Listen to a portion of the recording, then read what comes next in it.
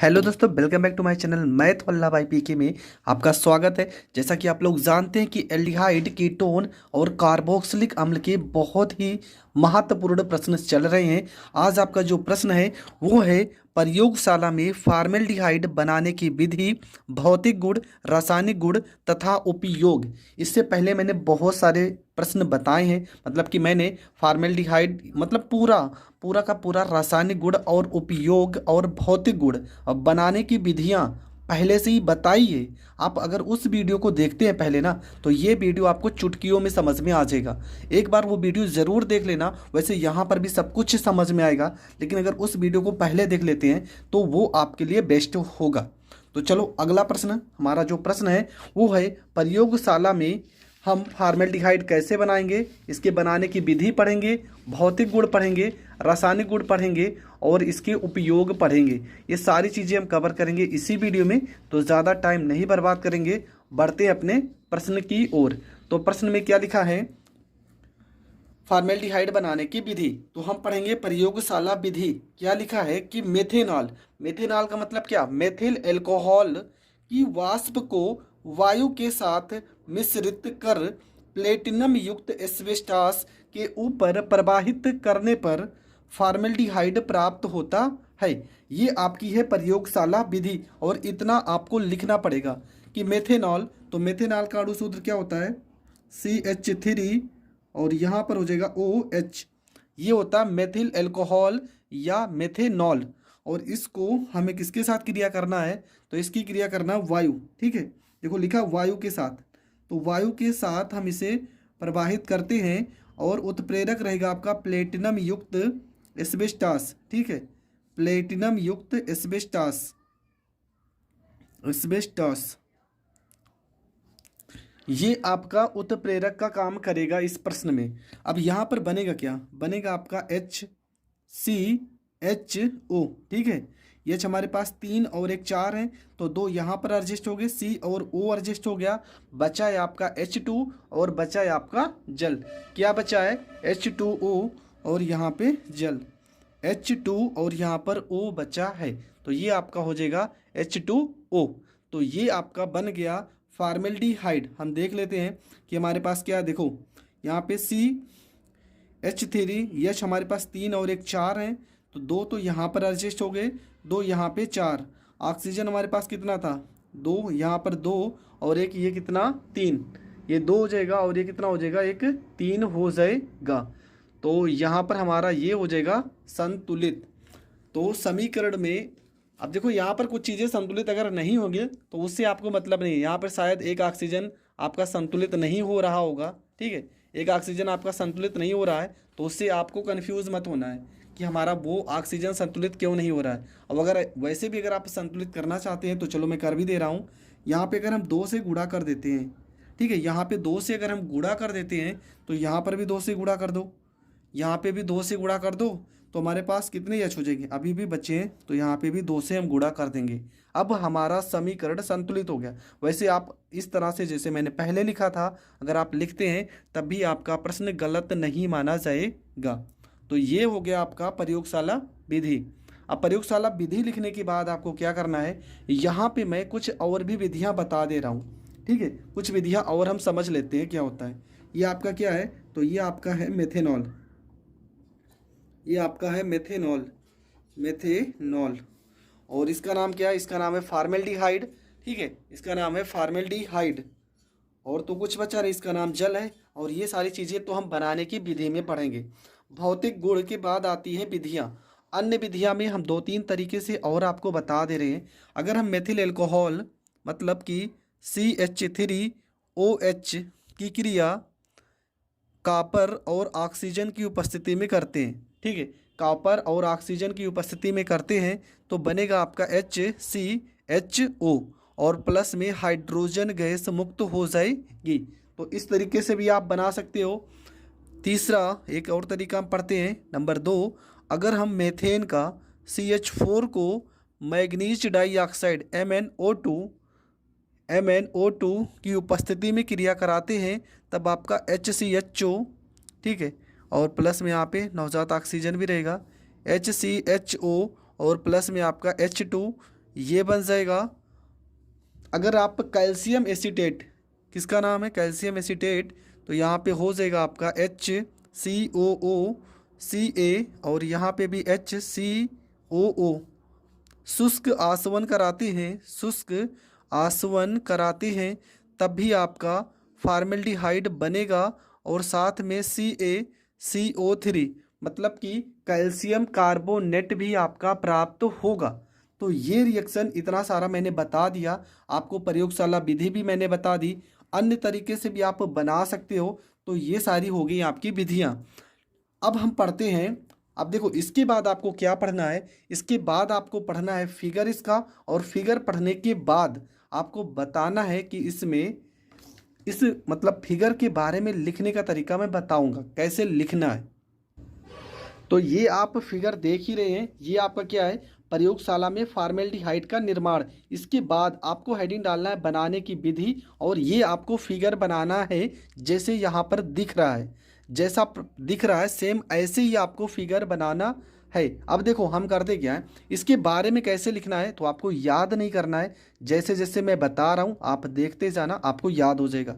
सबसे पहले आपको क्या लिखना है कि एक गोल पेंदी के फ्लास्क में, देखो ये आपका क्या है, फ्लास्क ही तो है, तो आपको लिखना है कि एक गोल पेंदी के फ्लास्क में मेथिल एल्कोहल, देखो क्या लिखा है, मेथिल एल्कोहल को लेकर इसे जल ऊष्मक, देखो यहाँ पर क्या लिखा है, जल ऊष्मक पर रखकर लगभग 40 डिग्री सेल्सियस पर हम इसे गर्म करते हैं। ठीक है, इसे गर्म करते हैं। और यहाँ पर देखो एक और आपका बर्नर लगा है, और इस बर्नर की सहायता से ये प्लेटिनम युक्त जो एस्बेस्टास है ना, इसको भी हम गर्म करते हैं। और इसको हम तब तक गर्म करेंगे जब तक कि लाल कलर का एकदम रक्त तप्त ना हो जाए, मतलब इतना जलना चाहिए, मतलब इतना उसको टेम्परेचर देना कि वो एकदम रेड हो जाए पूरा। और उसके बाद इसमें हम वायु को प्रवाहित करते हैं। जब वायु को प्रवाहित करेंगे तो मेथिल एल्कोहल के साथ यहाँ पे एक वाष्प निकल कर आएगी, और यह वाष्प जो होगा मेथिल एल्कोहल की वाष्प को अपने साथ, मतलब यहाँ जो प्लेटिनम युक्त एस्बेस्टास होगा ये नली में प्रवेश करते हुए उत्प्रेरक के संपर्क में जब आता है तो यहाँ मेथिल एल्कोहल की वाष्प जो होगी वो फार्मेल्डिहाइड में बदल जाएगी, फार्मेल्डिहाइड में बदल जाएगी, और इसे ग्राही जल में एकत्र कर लिया जाता है। ठीक है, जैसे मैं बता रहा हूँ सेम ऐसे आपको लिखना है। अब आप ध्यान से समझना मैं क्या कह रहा हूँ। सर्वप्रथम एक गोल पेंदी के फ्लास्क लेते हैं। ठीक है, सर्वप्रथम एक गोल पेंदी का फ्लास्क लेते हैं, इसमें मेथिल एल्कोहल को लेकर, ठीक है, मेथिल एल्कोहल को लेकर इसे जल ऊष्मक पर रखकर बर्नर की सहायता से धीरे धीरे गर्म करते हैं। उसके बाद प्लेटिनम युक्त जो एस्बेस्टास होती है ना, प्लेटिनम युक्त एस्बेस्टास को लाल तप्त रक्त होने तक इसे गर्म करते हैं। फ्लास्क में वायु को प्रवाहित करने पर या मेथिल एल्कोहल की वाष्प को अपने साथ लेते हुए दहन नली में प्रवेश करती है, इस तरह से दहन नली में प्रवेश करती है, और रक्त तप्त प्लेटिनम युक्त एस्बेस्टास उत्प्रेरक के साथ संपर्क में आकर जो मेथिल एल्कोहल होगा वो फार्मेल्डिहाइड में परिवर्तित हो जाएगा, और उसे ग्राही पात्र में जहाँ पर जल होता है वहाँ पे ऑक्सीकृत कर लिया जाता है, और लगभग 40% फार्मेलिन, मतलब 40% जो फार्मेल्डिहाइड का जलीय विलयन होगा वो हमें प्राप्त होता है, जिसे हम फार्मेलिन कहते हैं। फार्मेलिन के बारे में अलग से हम वीडियो बना देंगे, तो आप वहाँ पर इसको समझ लेना। तो देखो लिखना कैसे है, तो यहाँ पर लिखा है आपको सेम जैसे लिखा है ना कि एक गोल पेंदी के फ्लास्क में मेथिल एल्कोहल लेकर इसे जल ऊष्मक पर लगभग 40 डिग्री सेल्सियस ताप पर प्लेटिनम एस्बेस्टास को रक्त तप्त होने तक गर्म करते हैं। फ्लास्क में वायु प्रवाहित करने पर, देखो ऊपर से वायु प्रवाहित करने पर रक्त तप्त प्लेटिनम कृत एस्बेस्टास उत्प्रेरक के संपर्क में आकर जो मेथिल एल्कोहल होगा वो फार्मेल्डिहाइड, देखो लिखा है ना, मेथिल एल्कोहल की वाष्प वायु द्वारा फार्मेल्डिहाइड में ऑक्सीकृत हो जाती है, जिसे ग्राही में रखे जल में अवशोषित कर लेते हैं। तो ये आपको बनाने की विधि में लिखना है, और फिगर आपको ज़रूर बनाना है, और जैसे ही फिगर बनाओगे उसके नीचे आपको ये लाइन लिखनी है। इसके बाद आपकी जो अगली हेडिंग आती है वो आती है आपकी भौतिक गुण। तो भौतिक गुण में आपको क्या लिखना है वो समझते हैं। तो भौतिक गुण में मैंने यहाँ लिखा है, पहला भौतिक गुण है कि जो फार्मेल्डिहाइड होता है वो तीक्ष्ण, रंगहीन, गंधहीन वाली गैस है। नंबर 2, जल में बहुत अधिक घुलनशील है, इसे सूंघने से आँख नाक में जलन होने लगती है। यह प्रबल संक्रमण नाशक होता है। तो इतना आपको देखना है क्या कि यह तीक्ष्ण रंगहीन गंधहीन वाली गैस है, जल में बहुत अधिक घुलनशील है, इसे सूंघने से आँख यहाँ पे नाक में जलन होने लगती है, यह प्रबल संक्रमण नाशक होता है। अब इसकी हम पढ़ेंगे रासायनिक गुण। और रासायनिक गुण मैंने पहले ही कहा है, अगर आपने वीडियो नहीं देखा है तो एक बार वीडियो ज़रूर देख ले, क्योंकि रासायनिक गुण मैंने बता दिया है, लेकिन मैं फिर से आप बता दे रहा हूँ। लेकिन मैं ज़रूर कहूँगा कि अगर वो वीडियो आप एक बार देख लेंगे ना तो रासायनिक गुण आपको पढ़ने का ज़रूरत ही नहीं पड़ेगा। मैंने वहाँ पर बहुत ही अच्छे से हर चीज़ को बताया है, लेकिन यहाँ पर मैं बता दे रहा हूँ। पहला लिखा HCN मतलब हाइड्रोजन साइनाइड से क्रिया, तो ये हो जाएगा आपका H हो जाएगा, यहाँ पे C, यहाँ पे H और यहाँ पे डबल बॉन्ड O। ये फार्मेल्डिहाइड है, ठीक है। मैं इस तरह से संरचना बनाऊंगा तो आप समझ जाना कि फार्मेल्डिहाइड है। और इसकी क्रिया हम कराते हैं H और यहाँ पे C और यहाँ पे N के साथ, तो होगा क्या, ये O के साथ H आ जाएगा एक बांड के साथ, और एक बांड के साथ CN जुड़ जाएगा। यहाँ पे लिखेंगे C, यहाँ पे हो जाएगा आपका, यहाँ पे H लिखा है H हो जाएगा, यहाँ पे H हो जाएगा, यहाँ पे OH हो जाएगा और यहाँ पे CN हो जाएगा। यहाँ पे क्या हो जाएगा, यहाँ पे आपका हो जाएगा CN, और इसका नाम क्या हो जाएगा, इसका नाम हो जाएगा फार्मेल्डिहाइड, ठीक है। इसका नाम हो जाएगा आपका फार्मेल्डिहाइड, यहाँ पे लिख दे रहे हैं हम फार्मेल्डिहाइड, फार्मेल्डिहाइड साइनोहाइड्रिल, ठीक है, साइनोहाइड्रिन, हाइड्रिन ना रहेगा यहाँ पे ना, साइनोहाइड्रिन। तो ये हो गया आपका पहला रिएक्शन। अब चलो करते हैं दूसरा नंबर का रिएक्शन। दूसरा आपका रिएक्शन है NaHSO3 से क्रिया।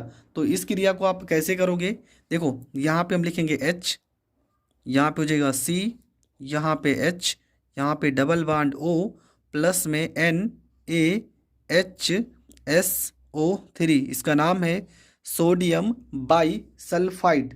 तो होगा क्या, देखो इस O के साथ आपका ये H जुड़ जाएगा, तो यहाँ पे हो जाएगा C, यहाँ पे तो H हो जाएगा, यहाँ पे H हो जाएगा, यहाँ पे आपका हो जाएगा OH हो जाएगा, और यहाँ पे हो जाएगा NaSO3, या तो आप इसे SO3Na भी लिख सकते हो। इसका नाम क्या हो जाएगा, तो इसका नाम हो जाएगा आपका फार्मेल्डिहाइड, इसका नाम होगा फार्मेल्डिहाइड, फार्मेल्डिहाइड सोडियम बाईसल्फाइड, सल्फाइड इसका नाम हो जाएगा। आप पेपर में नाम लिखो या ना लिखो उससे मतलब नहीं है, अगर पूछेगा तो आपको लिखना पड़ेगा, नहीं तो नहीं भी लिखो, कोई दिक्कत नहीं होगा।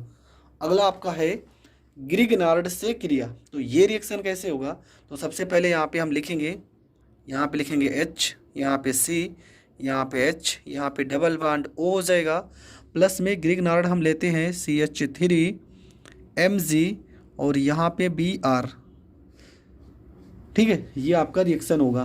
तो बनेगा क्या, पहले वो समझते हैं। तो यहाँ पे आपका हो जाएगा CH3CH2, ठीक है, CH3CH2, और लिख सकते हैं हम क्या, देखो ये CH3 हो गया, ये CH2 हो गया, और आपका क्या बचा है, O बचा है MgBr, OMg और यहाँ पे Br, ये तो पूरा का पूरा इससे लिख गया। हम इसका दोबारा जल अपघटन कराते हैं, तो यहाँ पर लिखेंगे CH3CH2OMg और यहाँ पे Br, इसका हम कराते हैं जल अपघटन, ठीक है, जल अपघटन इसका हम दोबारा कराते हैं। जल अपघटन दोबारा कराने का मतलब इसकी क्रिया हम जल से कराते हैं ना, प्लस में HOH, मतलब जल से क्रिया कराएंगे तो बनता क्या है, तो बनेगा यहाँ पे CH3 लिखा है तो ये हो जाएगा CH3, यहाँ पे CH2 लिखा है तो हो जाएगा CH2, यहाँ से हम OH को ले लेते हैं, ये हो जाएगा OH, प्लस में क्या बचेगा, यहाँ पे Mg बचा है, यहाँ पे Mg बचा है, यहाँ पे एक O और एक H बचा है, एक O और एक H बचा है, और ये आपका Br है, और ये आपका एथेनॉल है, ठीक है। तो इसका हम अगर क्रिया कराते हैं तो हमें एल्कोहल प्राप्त होगा। जब भी हम फार्मेल्डिहाइड की क्रिया ग्रिग्नार्ड अभिकर्मक से कराते हैं तब हमें फॉर्मेल्डिहाइड मतलब एथेनॉल प्राप्त होगा, मतलब कोई भी एल्कोहल प्राप्त होगा। ये आप दिमाग में रख लेना। तो ये रिएक्शन भी आपका हो गया कंप्लीट। अगला जो है और वो आप देख ही रहे होंगे, बहुत ज़्यादा इम्पॉर्टेंट है, बहुत मतलब बहुत ज़्यादा। ये रिएक्शन बहुत ज़्यादा इम्पॉर्टेंट है। क्यों? क्योंकि आपको पता है कि अमोनिया से क्रिया पूछी जाती है। अगर आप बुक भी लिए होंगे ना तो ये प्रश्न पूछा जाता है।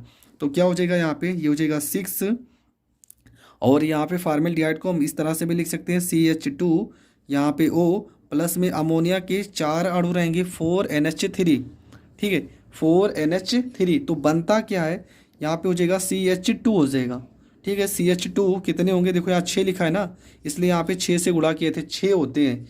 और ये बनता है आपका N, यहाँ पे N 4 होते हैं तो N 4 हो गया। प्लस में आपका बचा क्या है, आपका बचा है 6, यहाँ पे 4 3 12 था ना, तो 6H2 और यहाँ पे 6O था ना, 6O हो जाएगा। इसका नाम क्या है, तो इसका नाम है यूरोट्रोपिन, यूरोट्रोपिन, ठीक है, यूरोट्रोपिन इसका नाम है। और ये यही आपका पूछा जाता है कि फॉर्मेल्डिहाइड को अमोनिया के साथ क्रिया कराते हैं तब हमें क्या प्राप्त होगा, हमें प्राप्त होगा यूरोट्रोपिन। बहुत ज़्यादा इंपॉर्टेंट है, मैं पहले ही बता रहा हूँ। ये रिएक्शन पेपर में आया हुआ रिएक्शन है और ये प्रश्न पेपर में पूछा भी जाता है। ये आपका फॉर्मेल्डिहाइड है, ठीक है, ये आपका HCHO ही लिखा है, आगे पीछे लिखा है तो आप कन्फ्यूज मत होना। और इसका नाम तो आपको पता है, ये है आपका अमोनिया, तो ये आपका अमोनिया हो जाएगा। अगला आपका रिएक्शन है जल से क्रिया। तो देखो जल से क्रिया कैसे होगा, तो यहाँ पे हम लिखेंगे ये H हो जाएगा, यहाँ पे C, यहाँ पे H डबल बॉन्ड O। अगर हम जल से क्रिया कराते हैं HOH से तब होगा क्या, देखो ये बन जाएगा आपका C, यहाँ पे हो जाएगा H हो जाएगा, यहाँ पे H हो जाएगा, यहाँ पे OH हो जाएगा और यहाँ पे OH हो जाएगा। मतलब कि इसका अगर हम जल से क्रिया कराएंगे तो कुछ इस तरह से हमें प्राप्त होगा। लेकिन आपको पता है कि OH और OH ये दो नहीं होने चाहिए, दो नहीं होने चाहिए, तो एक यहाँ पे जल निकल जाएगा। तो H2O अगर हम निकाल देते हैं, मतलब इसका हम फिर से करेंगे जल अपघटन, ठीक है, जल अपघटन नहीं, मतलब इसका ये अस्थायी है तो ये फिर से टूट जाएगा, जल अपघटन करेंगे नहीं, ये है अस्थायी है। और अगर अस्थायी है तो ये फिर से टूट जाएगा, तो बन जाएगा H, यहाँ पे C, यहाँ पे H, यहाँ पे डबल बॉन्ड हो जाएगा और क्या हो जाएगा, O हो जाएगा। और प्लस में देखो यहाँ H, यहाँ H, H2O अलग हो जाएगा। मतलब क्या हुआ, मतलब कि किसी भी एल्डिहाइड को अगर हम जल के साथ क्रिया कराते हैं तो वो पुनः एल्डिहाइड ही प्राप्त होगा। मतलब क्या, फॉर्मेल्डिहाइड का अगर हम जल से क्रिया कराएंगे तो हमें फिर से फॉर्मेल्डिहाइड ही प्राप्त होगा। अगला रिएक्शन है हमारा किलीमेंसन अपचयन। क्या है, लिखा है किलीमेंसन अपचयन। तो यहाँ पे हो जाएगा आपका H, यहाँ पे C, यहाँ पे H डबल बॉन्ड O। किलीमेंसन अपचयन में हम कितने से, यहाँ पे हाइड्रोजन से क्रिया कराएंगे, पर हाइड्रोजन कितने होने चाहिए, ये होने चाहिए आपके 4। और उत्प्रेरक आपका क्या रहेगा, उत्प्रेरक रहेगा जिंक Hg और या HCl। ये सारे मैंने रिएक्शन पहले ही बताए हैं, आप वीडियो ज़रूर देख लेना, डिस्क्रिप्शन में लिंक मैं दे रहा हूँ, वहाँ पे आपको जाना है, सारे रिएक्शन को सीखना है। तो होगा क्या यहाँ पर समझते हैं। तो सबसे पहली चीज़ तो यहाँ पे देखो C लिखा है ना, यहाँ पे C हो गया, H कितने 4, तो H ये 4 हो जाएगा। और प्लस में क्या बचा, यहाँ पे देखो 2 H है और एक O, ये H2O अलग हो जाएगा। मतलब ये क्या, ये आपका एल्केन है। जब भी हम किसी एल्डिहाइड का अपचयन कराते हैं तो हमें कोई ना कोई एल्केन प्राप्त होगा।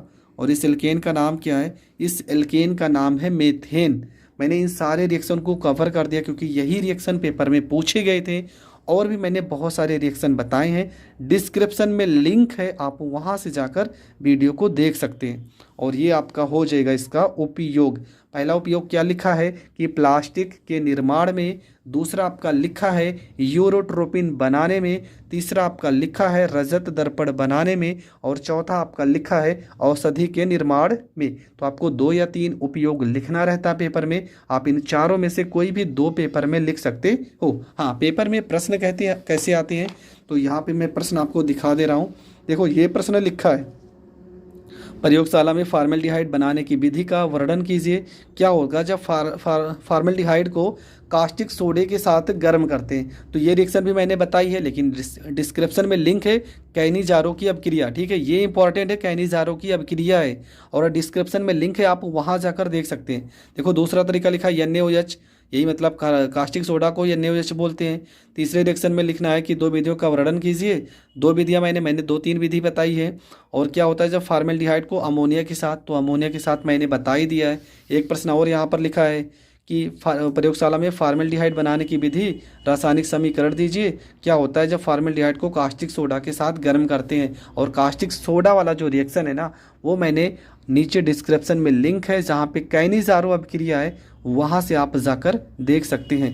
तो दोस्तों ये वीडियो आपको बहुत अच्छे से समझ में आया होगा। अगर समझ में आया है तो ज़्यादा से ज़्यादा प्यार देना, और चैनल पर नए हैं तो चैनल को सब्सक्राइब करें। मिलेंगे नेक्स्ट वीडियो में, तब तक के लिए जय हिंद, जय भारत।